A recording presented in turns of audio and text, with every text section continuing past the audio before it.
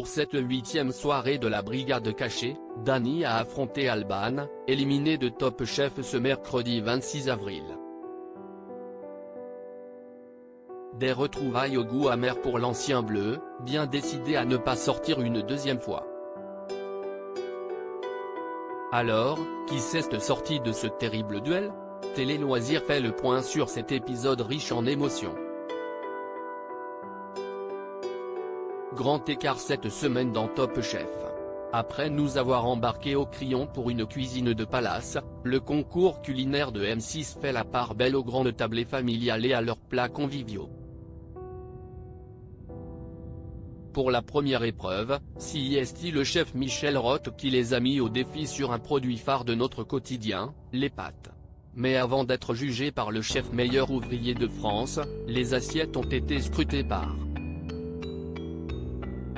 les proches des candidats. Un premier coup d'œil qui a permis à Hugo et Alban de partir avec une petite longueur d'avance, 3 points, talonnés par Carla, 2 points, tandis que Jérémy et Mathieu et Jean et Sarika affichaient un petit point. Après dégustation, Michel Roth a préféré les assiettes de Jean et Sarika, qui ont proposé une raviole tressée agrémentée d'une bisque de poisson de roche, et Carla, qui a brillé avec des berlingots tricolores, les qualifiant d'office pour la semaine prochaine.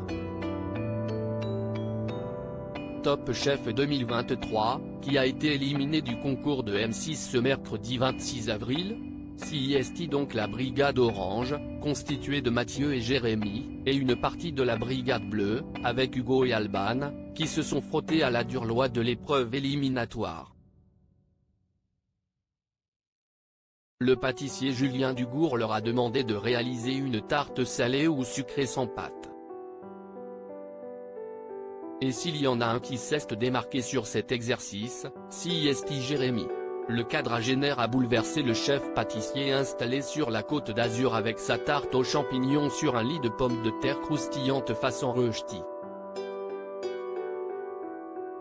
Un plat qui a replongé le chef dans un souvenir attendrissant avec sa grand-mère et qui permet aux Montréalais de voir son plat figurer dans les supermarchés partenaires de l'émission des jeudis.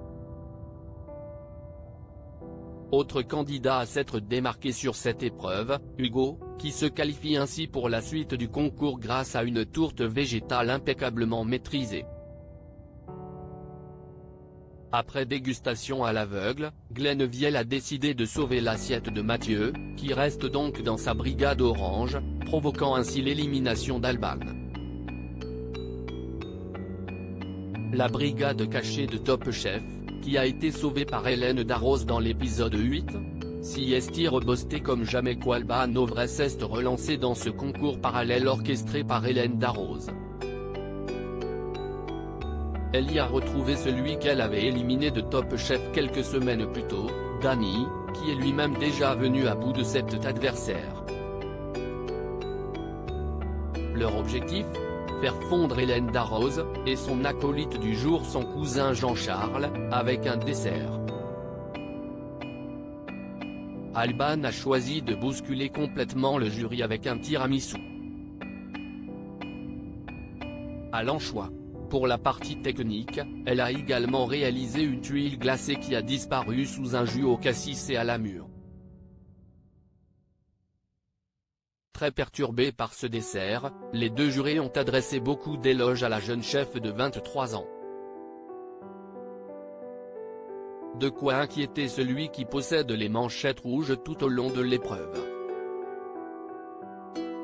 De son côté, Dany a misé sur son dessert préféré, la crème brûlée. Le jeune homme a surmonté son dessert d'une barbe à papa qui l'a fait flamber, dévoilant ainsi un 4 en billes de pommes destiné à sa nouvelle mentor. Si la crème n'a pas assez pris et s'est avérée un peu liquide, le dessert a tout de même été décrit comme d'un goût enchanteur. Et c'est donc Dany Ketsar qui a été une fois de plus sauvé par Hélène Darroze. Une chose est sûre, il ne compte pas lâcher ses manchettes rouges de sitôt. À lire aussi Jérémy Falissard, Top Chef, Son père a partagé la scène avec de très célèbres musiciens.